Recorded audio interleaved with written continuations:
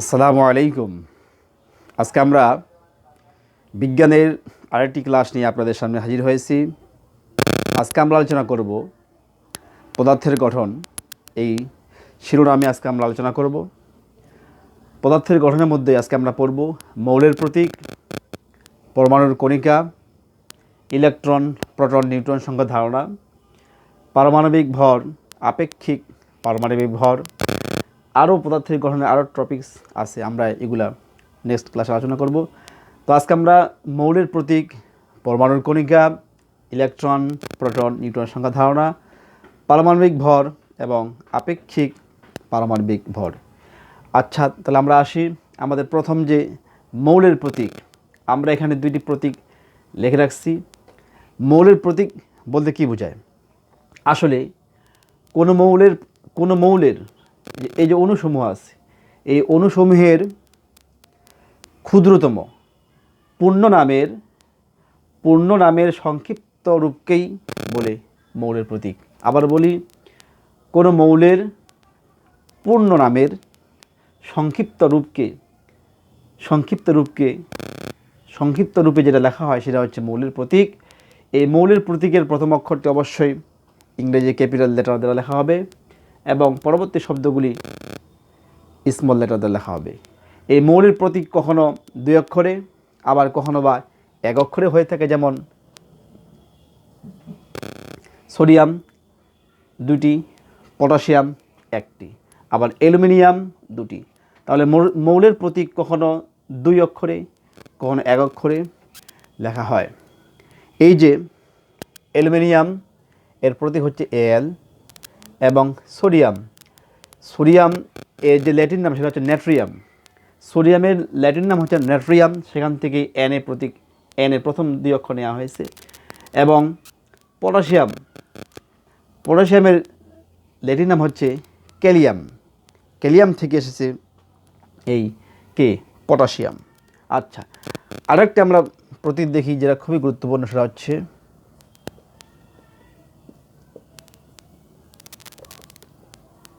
Tungsten. এই টাংস্টেনের প্রতীক কি? আগে বুঝি এইটা কি, টাংস্টেন কি? এটা আমরা জানি যে বাল্বের ভিতরে টাংস্টেনের তার ব্যবহার করা হয়। টাংস্টেনের তার হচ্ছে উচ্চ গলনাঙ্ক, যেটা তড়িৎ যে প্রবাহ, ওর প্রবাহে কি সেটা গলে না, উচ্চ গলনাঙ্ক। আর টাংস্টেনের তারই তড়িৎ শক্তিকে আলোক শক্তিতে রূপান্তরিত করে এই টাংস্টন। তাহলে এর প্রতীক হচ্ছে ডাব্লিউ। তাহলে আমরা জানলাম যে মৌলের প্রতীক হচ্ছে কি, কোনো মৌলের পূর্ণ নামের সংক্ষিপ্ত রূপকেই সেই মৌলের প্রতীক বলা হয়। আর মৌলের প্রতীকের প্রথম আদ্যক্ষর অবশ্যই ক্যাপিটাল লেটার। এখন এই মৌলের প্রতীক কখনো 2 অক্ষরে হতে পারে, আবার কখনো কি 1 অক্ষরে হতে পারে। তাহলে এই হচ্ছে মৌলের প্রতীক, আমরা জানলাম, এটা আমরা সবাই জানি মোটামুটি। এরপরে 2 নম্বরে হচ্ছে আমাদের পরমাণুর কণিকা।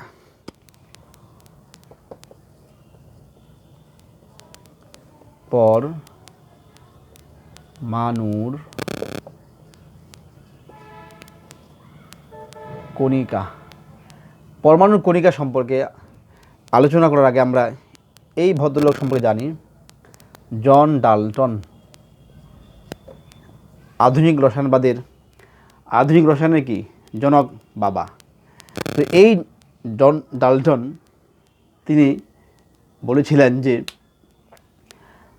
কি বলেছিলেন যে পরমাণু কি অবিভাজ্য, পরমাণুসমূহ কি অবিভাজ্য, ওকে আর ভাগ করা যায় না। কিন্তু পরবর্তী সময়ে এই জন ডাল্টনের এই ধারণা ভুল প্রমাণিত হয়েছে। সেখানে বলা হয়েছে যে পরমাণুসমূহ কি বিভাজ্য, তারা ইলেকট্রন, প্রোটন এবং নিউট্রন দ্বারা, এই 3 কণিকা দ্বারা তারা বিভাজ্য। তা আমরা সবাই এই যে এটা সম্পর্কে আমরা সবাই জানি, যদিও গোল হয়নি। এটা আমরা সেই ক্লাস 9-10 থেকে পড়ে আসছি যে এটা হচ্ছে পরমাণুর কেন্দ্রে থাকে নিউক্লিয়াস। এটা হচ্ছে নিউক্লিয়াস।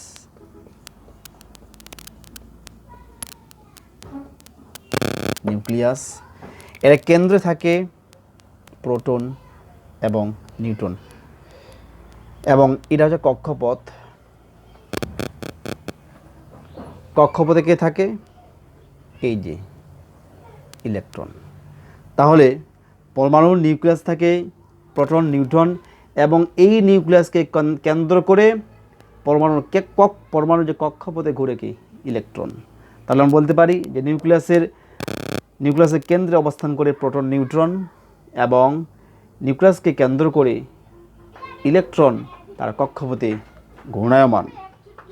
আচ্ছা, এরপর আমরা দেখি তাহলে পরমাণুর কণিকা।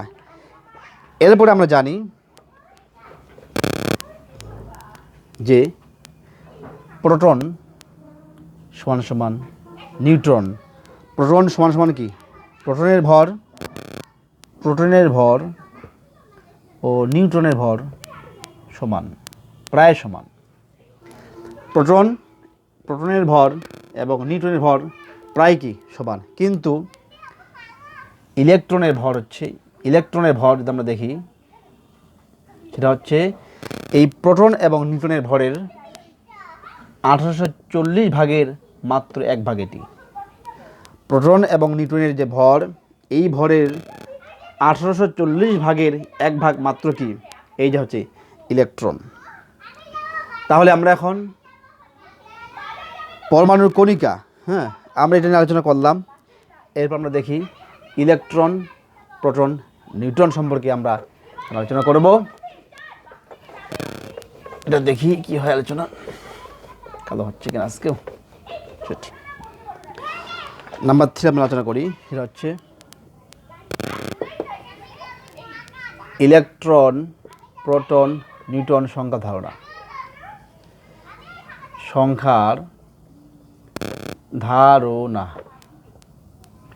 ইলেকট্রন, প্রোটন, নিউট্রন সংখ্যার ধারণা। আমরা একটা যদি কোনো একটি পরমাণু কল্পনা করি যার প্রতীক হচ্ছে এক্স, যার প্রতীক কি? যার প্রতীক হচ্ছে এক্স। এই যে প্রতীক, এর সাথে দুটি জিনিস, এই যে প্রতীক অর্থাৎ এই যে পরমাণুর সাথে দুটি জিনিস ওতপ্রোতভাবে জড়িত। একটা হচ্ছে কি?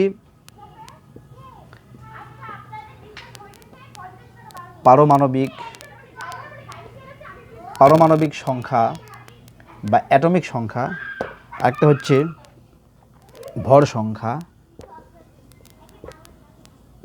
সংখ্যা বা ম্যাস নাম্বার।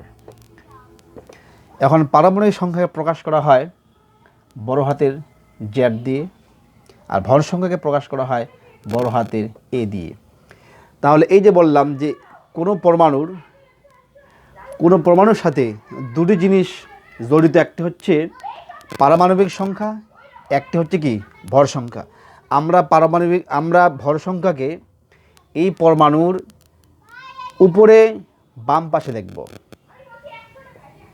আর এই যে পারমাণবিক সংখ্যা আছে, এই পারমাণবিক সংখ্যাকে আমরা এই পরমাণুর বাম পাশে নিচে দেখব।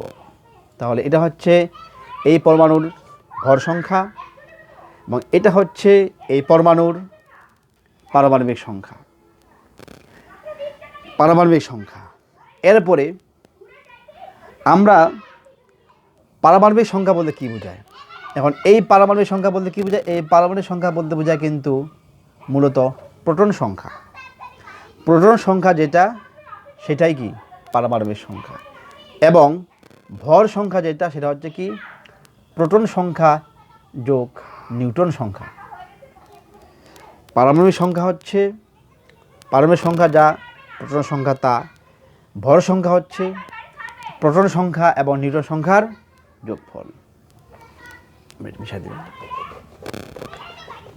এখন প্রশ্ন হচ্ছে আমরা ইলেকট্রন, প্রোটন, নিউট্রন সংখ্যা কীভাবে বের করব? দেখি আমরা উদাহরণ নিই। একটি উদাহরণ আমরা নিচ্ছি। তাহলে আমরা দেখি, এখন প্রশ্ন হচ্ছে আমরা এই যে ইলেকট্রন, প্রোটন এবং নিউট্রন সংখ্যা ধারণা, এর সংখ্যাটা আমরা কীভাবে বের করব? আমরা জানি যে প্রোটন সংখ্যা সমান সমান কি তার পারমাণবিক সংখ্যা, এবং ইলেকট্রন সংখ্যা মানে কি আমরা যে ধরি যে এই পরমাণুটি সামগ্রিকভাবে কি চার্জ নিরপেক্ষ। আমরা চার্জ নিরপেক্ষকে ওয়াই দ্বারা প্রকাশ করি এখানে। তাহলে ইলেকট্রন মূলত কি এই পারমাণবিক সংখ্যা মাইনাস চার্জ, পারমাণবিক সংখ্যা থেকে আমরা কি চার্জ সংখ্যা বাদ দিব। এরপরে কি প্রোটন, ইলেকট্রন, আরও থাকে নিউট্রন।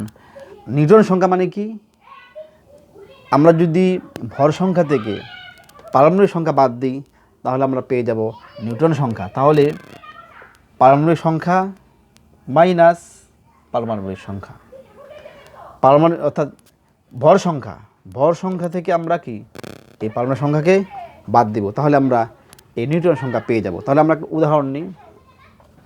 উদাহরণটা আমরা কী নিব দেখি। আমরা যদি একটা উদাহরণ নিই যে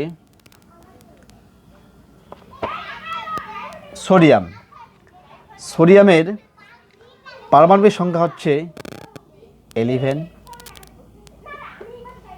এবং তার ভর সংখ্যা 23, তার চার্জ হচ্ছে মনে করেন +1। সোডিয়ামের পারমাণবিক সংখ্যা হচ্ছে 11, তার ভর সংখ্যা হচ্ছে 23, তার চার্জ হচ্ছে +1। তাহলে এই যে পরমাণু আছে এখান থেকে আমরা কিভাবে প্রোটন সংখ্যা বের করব, ইলেকট্রন সংখ্যা বের করব এবং নিউট্রন সংখ্যা বের করব।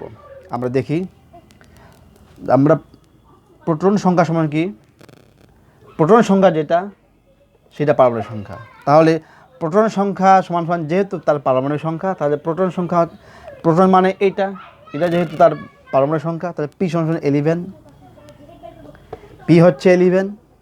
তারপর ইলেকট্রন কি, ইলেকট্রন যদি আমরা দেখি যে এটা পারমাণবিক সংখ্যা থেকে আমরা যদি চার্জ নিরপেক্ষকে মাইনাস করে দিই তাহলে এখানে যা আছে লিখবে +1 লিখবে। তাহলে এখানে 11, এখানে যে প্লাস মাইনাস, তাহলে 11 থেকে 1 গেলে 10। সব হচ্ছে কি নিউট্রন সংখ্যা। আমরা দেখি যে কি ভর সংখ্যা থেকে পারমাণবিক সংখ্যা বিয়োগ করলে আমরা কি পেয়ে যাব, নিউট্রন সংখ্যা পেয়ে যাব। তাহলে হচ্ছে 23 হচ্ছে আপনার এই যে ভর সংখ্যা, এখান থেকে আমরা মাইনাস করব পারমাণবিক সংখ্যা থেকে, তাহলে হচ্ছে 11। আমরা কত পাবো এখান থেকে আমরা পাবো 12, এই হচ্ছে 12। তাহলে প্রোটন সংখ্যা আর পারমাণবিক সংখ্যা একই, পি সমান পারমাণবিক সংখ্যা। ইলেকট্রন হচ্ছে পারমাণবিক সংখ্যা থেকে আমরা চার্জকে বাদ দিব, আমরা পেলাম 10। এরপর নিউট্রন সংখ্যা বের করব কি ভর সংখ্যা থেকে পারমাণবিক সংখ্যা আমরা বিয়োগ করলেই পেয়ে যাব এটা। তাহলে একটা হচ্ছে 11, প্রোটন 11, ইলেকট্রন 10, নিউট্রন হচ্ছে 12। আরেকটা যদি আমরা দেখি সেটা হচ্ছে কি যে অক্সিজেনের পারমাণবিক সংখ্যা হচ্ছে 8, ভর সংখ্যা 17, এর চার্জ হচ্ছে -3। তাহলে পি কি, প্রোটন সংখ্যা হচ্ছে এটা, প্রোটন সংখ্যা যেটা সেটাই পারমাণবিক সংখ্যা। ইলেকট্রন হচ্ছে কি এই পারমাণবিক সংখ্যা থেকে আমরা চার্জকে বাদ দিব, তাহলে 8 মাইনাস এখানে যা আছে তাকে আমরা লিখব ব্র্যাকেটে প্লাস থাক কিংবা মাইনাস থাক। তাহলে আমরা জানি 8 প্লাসে মাইনাসে মাঝে +3, তাহলে কত হচ্ছে 8 3 11। এরপরে আমরা কী বের করব নিউট্রন সংখ্যা। আমরা যে নিউট্রন সংখ্যা মানে কি যে এই যে নিউট্রন সংখ্যা মানে হচ্ছে ভর সংখ্যা থেকে আমরা পারমাণবিক সংখ্যা যদি মাইনাস করে দিই তাহলে আমরা পেয়ে যাব। তাহলে ভর সংখ্যা হচ্ছে কত, অক্সিজেনের 17 এবং অক্সিজেনের পারমাণবিক সংখ্যা হচ্ছে 8, এখান থেকে আমরা বিয়োগ করলে কত পাবো আমরা 9। তাহলে এই হচ্ছে প্রোটন সংখ্যা, এই হচ্ছে ইলেকট্রন সংখ্যা, এই হচ্ছে তার নিউটন সংখ্যা। 40তম একটা বিসিএস এর প্রশ্ন এসেছিল খুবই সোজা হিসেবে, সেটা কি? সেটা হচ্ছে 40তম বিসিএস থেকে প্রশ্ন এসেছিল যে ক্লোরিনের ভর সংখ্যা 35 এবং তার পারমাণবিক সংখ্যা 17। বলছে যে তার নিউট্রন সংখ্যা কত, তার নিউট্রন কত, মানে এনটা বের করতে বলেছে। পি বের করতে বলে নাই, ই বের করতে বলে নাই, নিউট্রন সংখ্যা বের করতে বলেছে। তা আমরা কি জানি নিউট্রন সংখ্যা মানে কি? নিউট্রন সংখ্যা মানে কি? এই ভর সংখ্যা থেকে পারমাণবিক সংখ্যাকে আমরা মাইনাস করব, মাইনাস করে যা পাবো সেটাই। তাহলে আমরা কি লিখতে পারি যে নিউটন সংখ্যা সমান হচ্ছে ভর সংখ্যা হচ্ছে 35 উপরে ভর সংখ্যা মাইনাস প্রোটন সংখ্যা, অর্থাৎ কি প্রোটন মানে তো পারমাণবিক সংখ্যা। তাহলে ভর সংখ্যা মাইনাস পারমাণবিক সংখ্যা আমরা পেয়ে যাব নিউটন সংখ্যা। তাহলে এর হচ্ছে 18। এটাই হচ্ছে উত্তর ছিল এই 40তম বিসিএসের প্রশ্ন এটা ছিল এটা। তাহলে এখান থেকে আমরা ইলেকট্রন, প্রোটন এবং নিউট্রনের সংখ্যা ধারণা পেলাম। এরপর আমাদের হচ্ছে পারমাণবিক ভর। দেখি পারমাণবিক ভর নাম্বার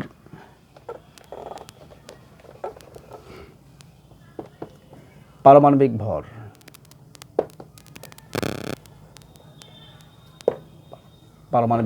পারমাণবিক ভর ইলেকট্রন, প্রোটন, নিউট্রন। প্রোটন আর নিউট্রনের প্রকৃত ভর প্রায় সেম, 1.67। এর হচ্ছে 3, এর হচ্ছে 5, এর হচ্ছে 5। তারপরে গুণ 10⁻²4 গ্রাম। এটা হচ্ছে, আমি শেষ ডিজিট দেখতে নেই। 1.673 হচ্ছে প্রোটনের, 1.675 হচ্ছে নিউট্রনের। অর্থাৎ নিউট্রন আর প্রোটন কি প্রকৃত ভর সমান, প্রায় কাছাকাছি। তাহলে এই যে ভর, কিন্তু আমরা এই ভরটাকে গণনা করে কীভাবে? 1 AMU, 1 অ্যাটমিক মাস ইউনিট।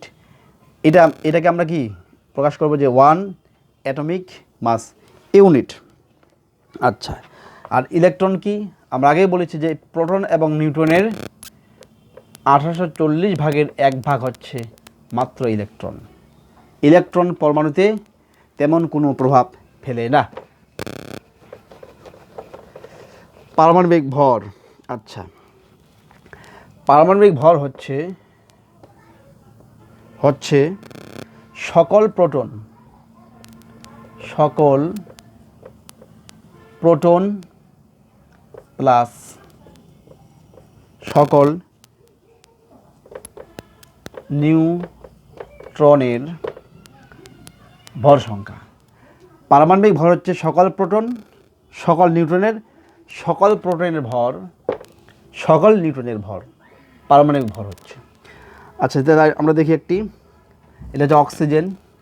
এর পারমাণবিক সংখ্যা হচ্ছে 8, ভর সংখ্যা হচ্ছে 16। তাহলে এর আমরা কিভাবে পারমাণবিক ভরটা বের করবো? এটা খুবই ইম্পর্টেন্ট, পরীক্ষায় এখান থেকে আসে যে অক্সিজেনের পারমাণবিক ভর কত, আরও বিভিন্নভাবে আসে। তো এখানে এই যে অক্সিজেন, এর পারমাণবিক সংখ্যা হচ্ছে 8, ভর সংখ্যা 16, এর পারমাণবিক ভর কত হবে? আমরা জানি যে প্রথমে কি আছে প্রোটন মানে কি? প্রোটন মানে তো পারমাণবিক সংখ্যা, যেটা প্রোটন সেটা কি পারমাণবিক সংখ্যা। তাহলে P সমান 8 AMU, ওই যে অ্যাটমিক মাস ইউনিট। এখন নিউটন কি? নিউটন আমরা জানি যে এটা থেকে এটা মাইনাস, ওই যে আগের ফর্মুলা, এটা থেকে এটা মাইনাস, তো 16 থেকে -8 আমরা পেলাম 16। এখন বলছে পারমাণবিক ভর কত? পারমাণবিক ভর মানে কি? সকল প্রোটন ভর, সকল নিউটন ভর, সকল প্রোটন ভর মানে কি? পাইছি 8, মাঝখানে যোগ নিউটন কত? 8 ইকুয়াল টু হচ্ছে 16। তাহলে অক্সিজেনের পারমাণবিক ভর কত? এই যে 16।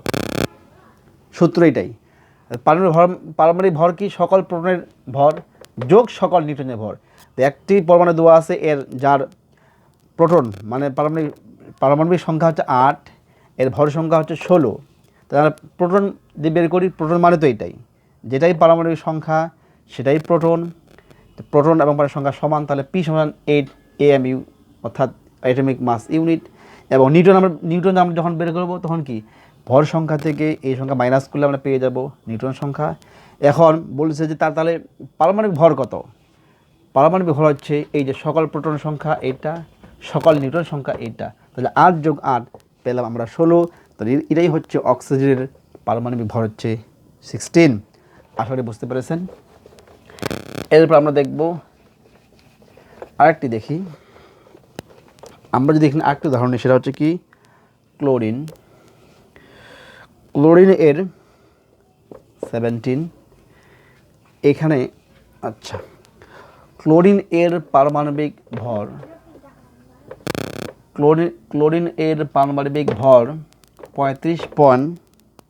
35.5 এই দশমিক। ক্লোরিন এর পারমাণবিক ভর কখনো কি 35.5 এই যে ভগ্নাংশ, এখানে কি এটা কখনো হওয়া সম্ভব? তার মানে এখানে হবে, তার মানে এখানে কত আছে 18.5, এখানে আছে 17, তাহলে কি কখনো এখানে মৌলের অর্ধেকটা মূল আসবে?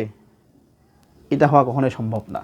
তাহলে এটা জানার জন্য এখানে কেন 35.5 আসলো, এটা জানার জন্য আমাদেরকে জানতে হবে আপেক্ষিক পারমাণবিক ভর, যে ওখানে কেন 35.5 আসলো।